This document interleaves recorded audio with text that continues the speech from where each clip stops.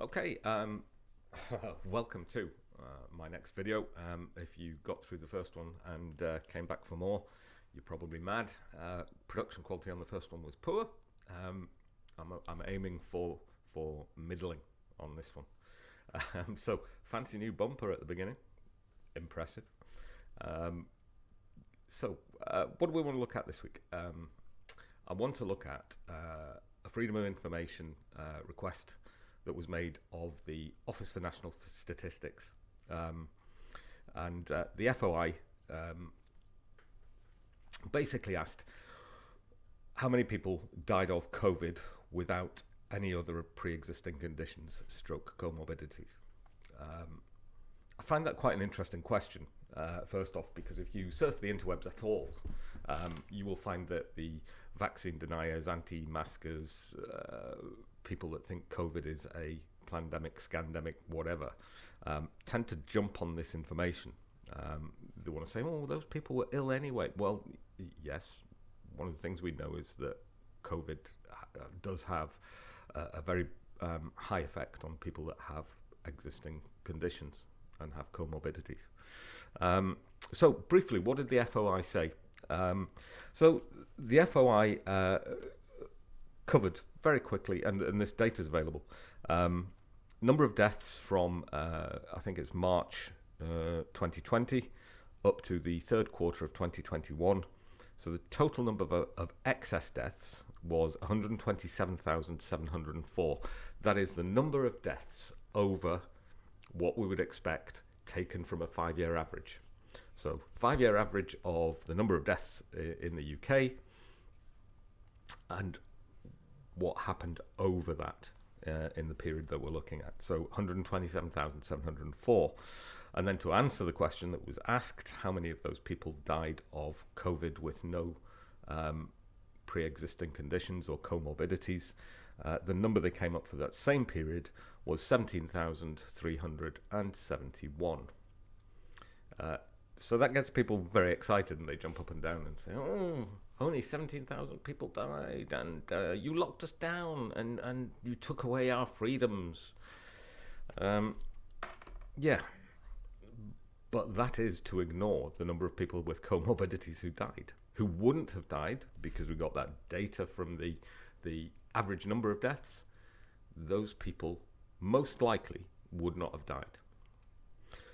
So what I want to look at is not just that FOI. We're not going to dive into the minutiae of the FOI, but we're going to look at the way that certain YouTubers, 3 in particular, have reacted to that and what their take on it is.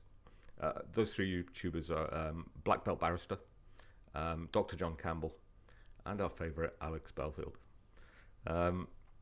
So yeah, we'll have a look at how they reacted to it and what they've concluded from it, or not concluded from it in some cases.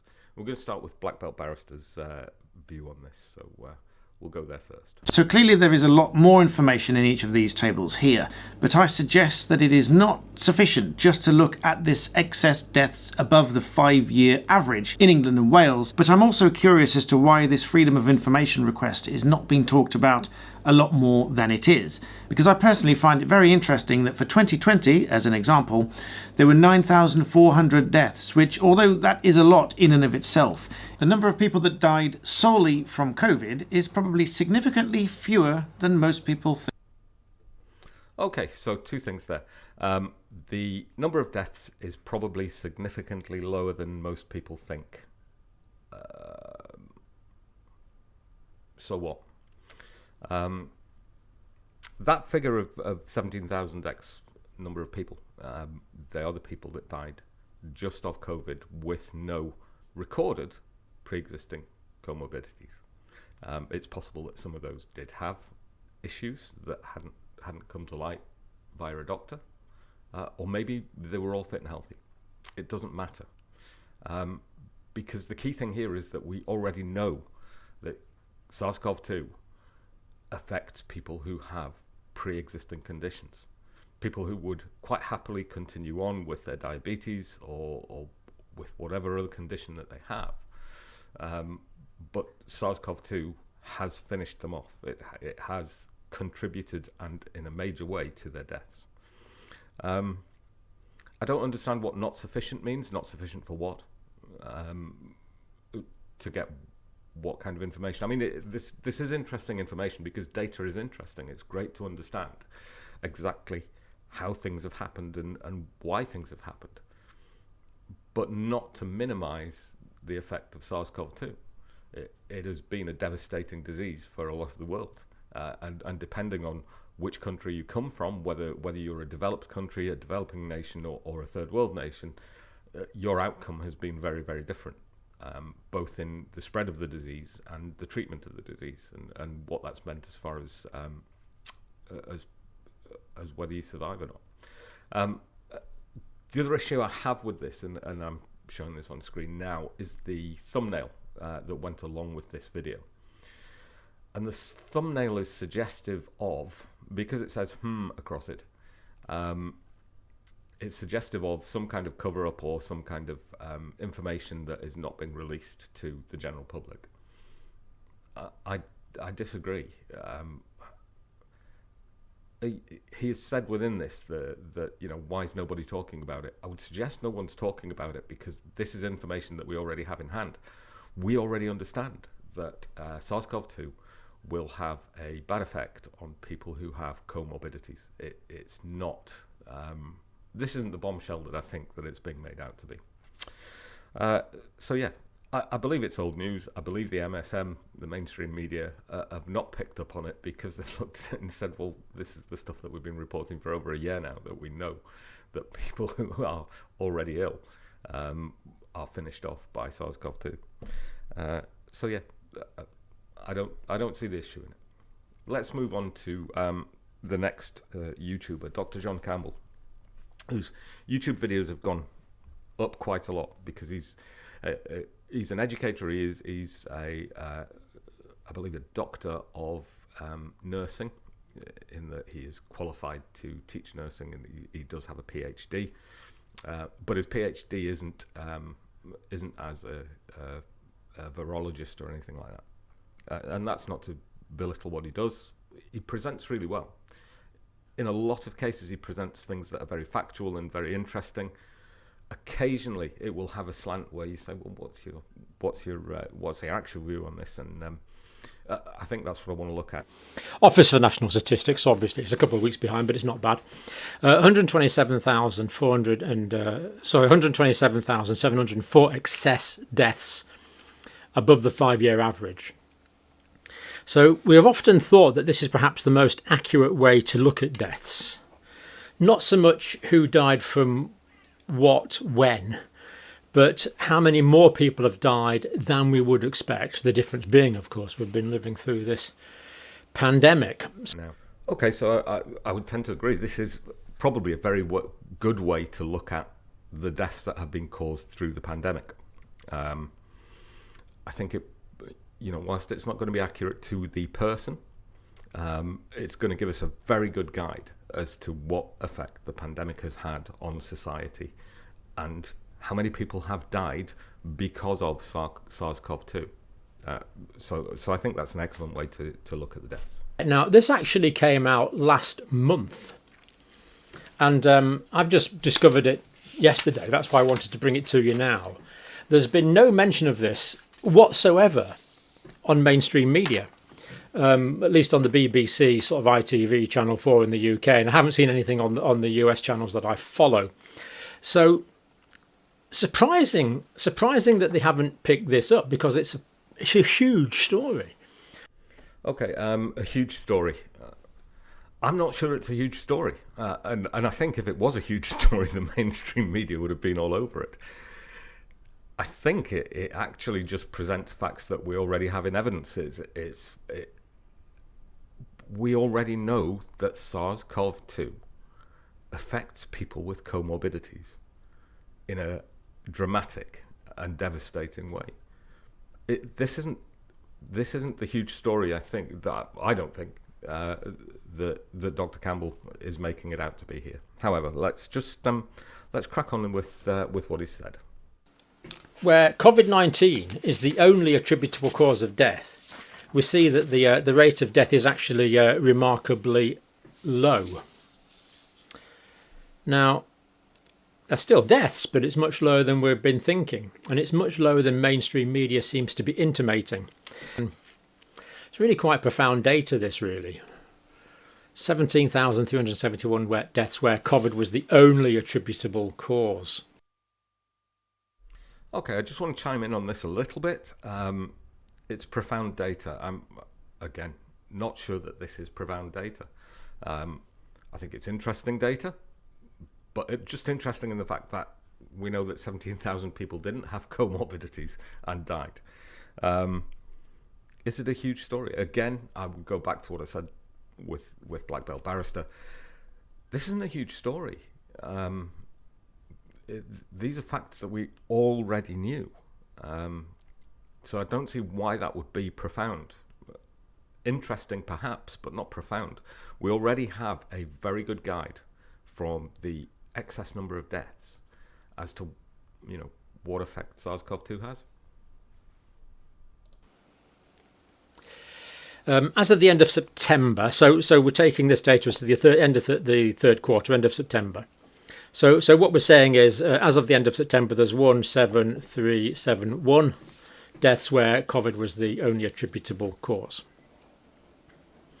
Now, what's the official government data saying there? Within 28 days of a positive test, up to the end of September, 137,133 people died. And the difference there is a factor of 7.9. So the official figures were pretty well 8 times higher than those where COVID-19 was the only attributable cause of death. Okay, this is... I have a problem with the way that Dr. Campbell is phrasing this. For the first thing, both of these sets of data are official sets of data. We knew that 137,000 excess deaths, that's official data, and 17,000 deaths of people with no comorbidity. This is also official data. So he almost sets it up that there's one set of data and another set of data. Actually, those data sets are not the same thing. One of them is excess deaths over what we'd expect over a 5-year average, and the other is the number of people that died of only SARS-CoV-2.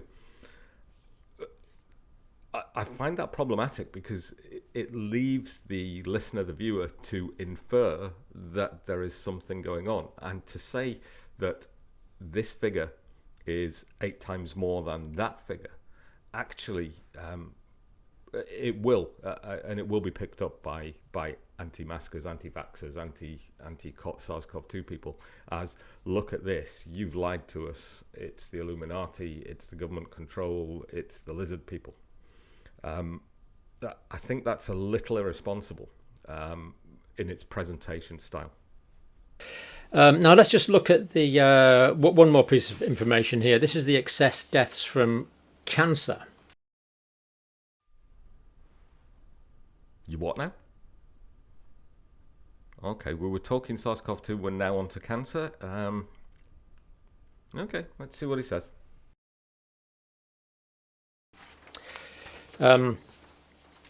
Now, this is from Professor Carol Sequoia, who is, is one of the leading oncologists in the world, cancer doctors. He estimates, now he didn't give his working on this, so I would like to see a paper by Professor Sequoia on this, but he's gone public on this. Probably an extra 50,000 deaths from cancer over the past 18 months you otherwise would not have had. Hold your horses. Okay, this is incredibly problematic, and for a number of reasons. The flash up, this thing that we put here, and let's be honest. I understand what Dr. Campbell does here. He types up and prints out the information, but what he's got on here is University of Buckingham, former head of cancer program, WHO, probably an extra 50,000 deaths from cancer over the past 18 months you otherwise would not have had. he corrects this in a second, but he's typed this up. First problem, probably. What do we mean probably? That's not data. That's a guess. It's an assertion from Professor Sikora or Sequoia, depending on. I apologise if I've mangled your surname. But probably an extra 50,000 deaths of cancer over the past 18 months. We should be able to measure that. We should be able to measure an increase in over the last 18 months. We should have that data. So there should be no probably about it. That should be exact. It's actually not what Professor Sikora was saying. Now I looked for some information on this, and again, as Dr. Campbell points out, he's not seen any workings out on this. He's not seen the data. He's not seen a paper. He's not seen a presentation. I trawled through the internet, and when Dr. Campbell says he's gone public on this, I found a number of articles in the Daily Mail and the Mail on Sunday and things like that, that were opinion pieces and articles without data to back them up. And those figures actually varied massively from somewhere around 30,000. I saw 30,000, 35,000, 50,000. It took me a long time to find the 50,000 one, and 60,000. So these are all huge estimates, but if we're actually increasing, we're using a factor of 2. We're doubling from anywhere from 30,000 to 60,000. I think we have to be very careful. Now, I appreciate what's being said.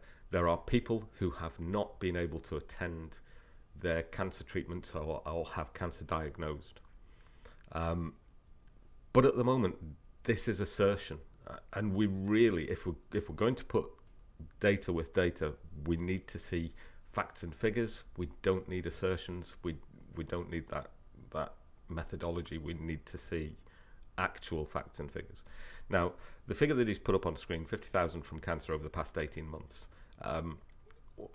When you look at that, when you break it down, as you know, when you do your English comprehension, that says that 50,000 people have died over the last 18 months. Dr. Campbell does break this down a bit and says, it might be people that will die in the future because they didn't have cancer treatment, but that's not what he's put on screen. So I do have a problem with that. I think that should be corrected, and I think he should have corrected it when he did his post-production. He should have looked at that and said, no, I need to cut that out, change how I've presented that. That's a lot of people who have died or will go on to die of cancer. And of course, the delayed diagnosis now, or the delayed diagnosis 6 months or a year ago, could be the death now, next 6 months, next year, 5 years' time, because the cancer wasn't caught at an early stage. Yeah, again here we're saying coulda, shoulda, woulda. We need good solid data around this if we're going to analyse this in some scientific way. We've just gone from a set of data provided by the ONS to an assertion provided by a doctor with no data to back it up. Now I accept that he is a leading oncologist and probably has some idea of what he's talking about, but we don't have any solid data within this presentation, certainly, and none that I've been able to find that actually says, yeah, I should believe the facts and figures that have been presented here. Really, we have to take into account this disruption. 6 million people waiting for treatment on the NHS at the moment. 50,000 extra cancer deaths over the past 18 months. Or 50,000 cancer deaths that were initiated and will come to fruition over the next year or two, but were initiated by delays over the past 18 months. Versus the official death figure, 137,000 within 28 days of a test. Versus the ones where the only factor on the death certificate is COVID-19, people that died purely of COVID-19, 17,371. Now, I don't want to be disingenuous about this because people always die for a variety of reasons. So someone that's had comorbidities for a long period of time, they'll get an infection like coronavirus infection, and that can be the thing that brings their death on earlier. But as we saw, the average reduction in deaths in men for 2020 was 7 weeks. So and the average age was 82.5. So how much time are we actually talking about here in terms of quality years of life? Probably not that many.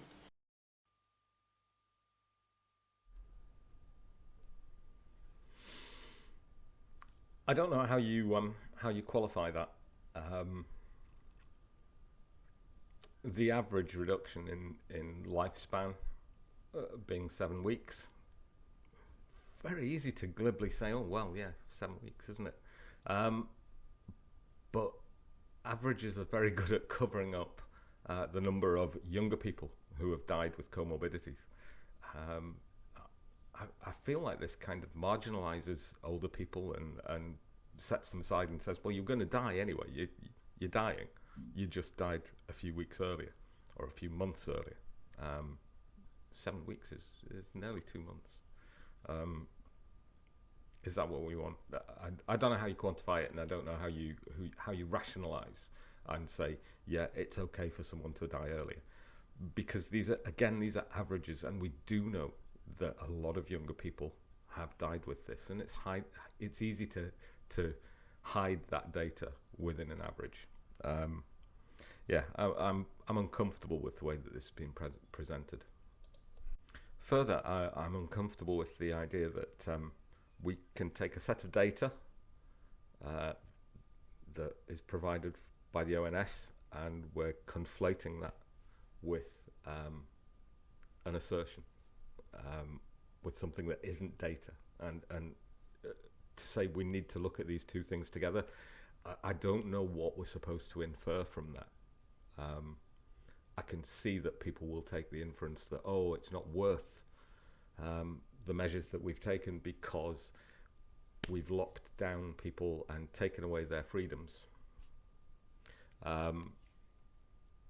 just to save a few weeks on someone's life, or to increase the number of cancer deaths. I don't think, as a doctor and as a presenter, I don't think that he should have put it over that way.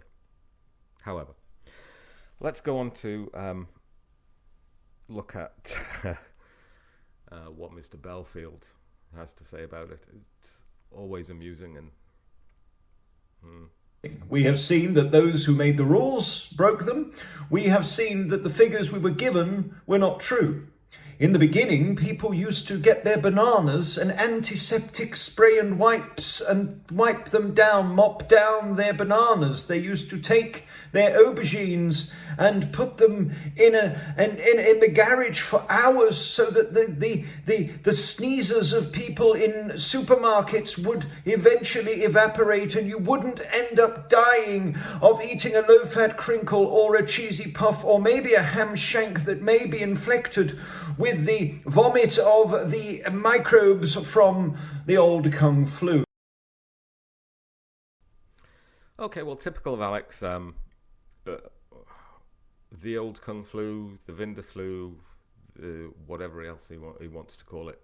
Let's belittle and marginalise this disease that has taken somewhere between 137 and 150,000 people. If you look at the updated figures, we're around to about 150,000 people who have died of this infection.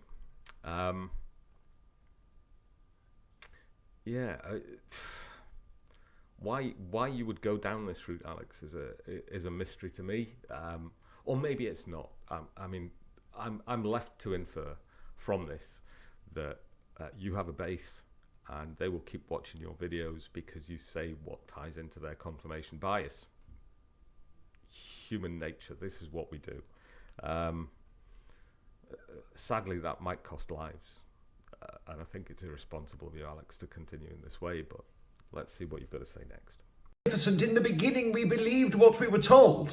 In the beginning of the old Kung flu, we believed that death was knocking at our door because we knew no better. Well, now we know a lot. We know an awful lot. And because of that, I'm done. Fantastic news. Alex is done. Alex Belfield is done. He's never going to put anything out on YouTube again. He is. The number of times he's done, I don't know. So, in the beginning, we believed these things. This is how science works, Alex. As more data comes in, we change the model to make it more accurate.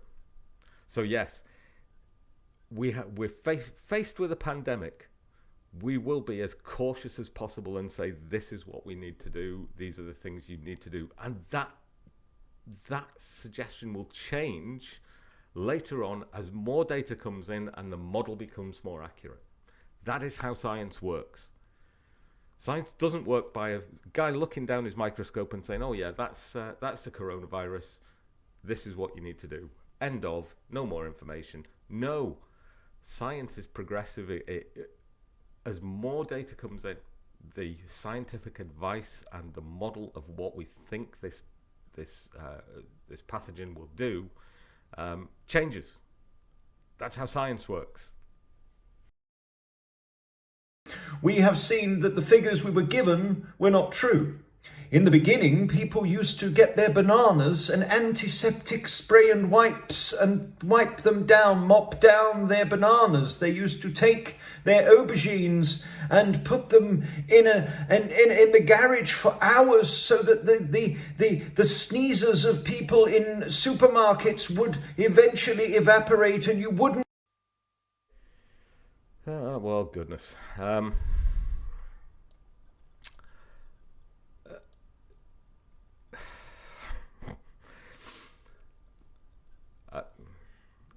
I'm somewhat lost.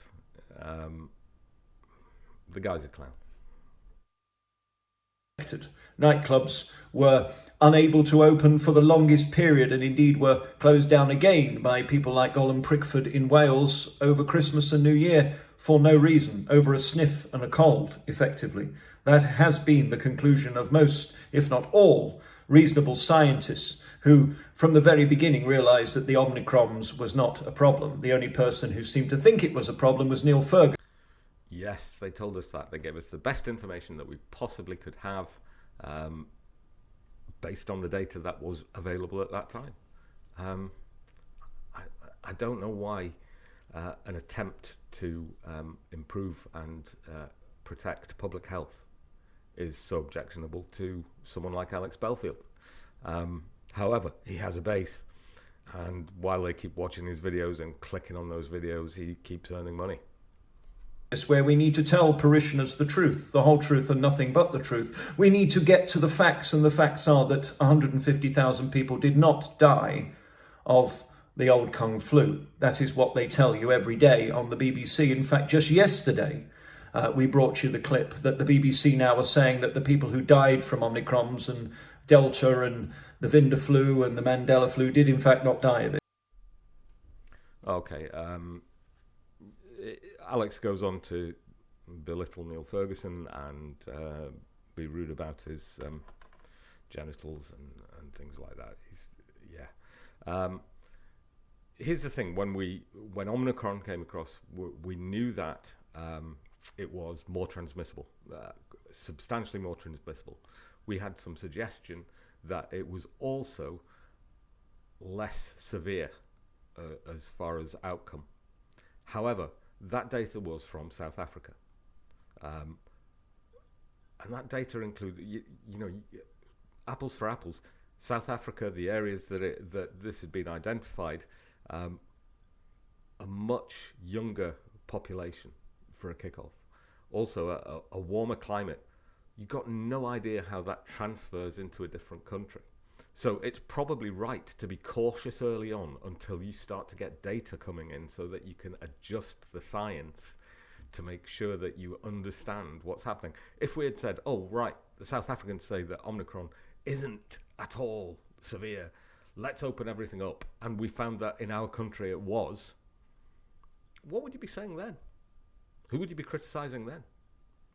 So we now know 17,500 people died of this without already having a pre-existing, which is perfectly normal for a flu. That's what happens during a flu season. That was from the beginning of this in 2020 to now. Okay, this is pretty awful, and I don't know whether this is ignorance on Alex's behalf or whether it's a deliberate attempt to misinterpret the figures. The next clip he plays, and I'm not going to include it, but it's a part from the BBC where it says that 288 people died within 28 days of a positive test for SARS-CoV-2, and that not all of those people would have died of coronavirus. It doesn't give figures, it doesn't give a percentage, it doesn't say it's 2 people or it's 200 people. But the way that Alex interprets this is, we are being told that these people died, but they didn't really die. They did. People within that group will have died because they got SARS-CoV-2. Maybe they had comorbidities, but they died because of SARS-CoV-2 being in their system.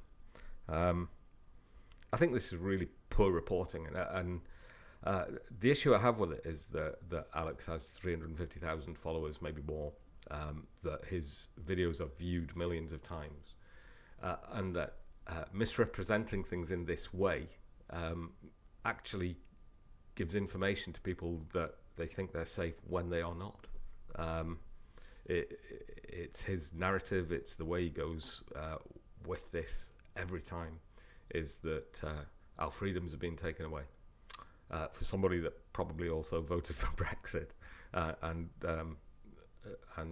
agreed that his freedom of movement should be curtailed, I find this strange. But yeah, I believe that this is just a way for him to get more clicks, get more money, probably. TV, Sky or the BBC. They have chosen to ignore an official F.O.I. We'll bring you more on that in the next video. So I'm done, just to let you know I'm done.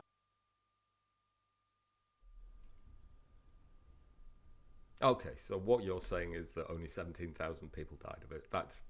This is ridiculous. You don't know how to science, Alex. You are being either stupid or you're being disingenuous. I don't know which it is. I can't work it out. 137,000 people have died because they have a comorbidity and they got coronavirus. You cannot marginalize them. You can't just shove them to one side and say they don't count because they had something else. We already know that as a human race, we get ill and frail with other things. And just to ignore their deaths is vile. The second thing is, this is not a flu. Number one, it's not a flu virus. But number two, if you look at the figures that we're considering, which are excess deaths, the 5 years worth of excess death of average deaths that we used include people who have died with flu. Yes, big boy. You're being foolish. You're being ridiculous. Those people that died in the past with flu probably had comorbidities as well. You cannot equate these two things. You're dangerous, irresponsible, and you're just shilling for the YouTube dollar. Okay, so excellent. Alex is done. Just to let you know, he's done. He won't be repeating any more of these videos. Yes, he will, because that's the kind of person he is. He will put all of this stuff out again and again and again. Yeah. So, 3 perspectives there. I think each one of them has a problem with them, but mostly because they don't come to a conclusion. If I was to come to a conclusion, I would suggest that this data is interesting, but it's interesting from a scientific point of view. It's interesting because we can see what percentage of the people that died over the average from the last 5 years died only of SARS-CoV-2 and not with pre-existings, but that we can also see that what effect it has to people who have pre-existing illnesses. We had levels of shielding We understood this very early on, where people were shielded because they were more vulnerable. And we understood that they were more vulnerable because they had comorbidities. This shouldn't come as a surprise. I don't think this is revolutionary information. I don't think this is really phenomenal information. And I don't think it points to any kind of government cover-up. I think it tells us exactly what we already knew. And that's why I think the mainstream media, who have been embroiled in this for the last 2 years, haven't necessarily picked up on it, because they're looking at it and saying, this is old news. This isn't interesting to us anymore. It's not worthy of reporting.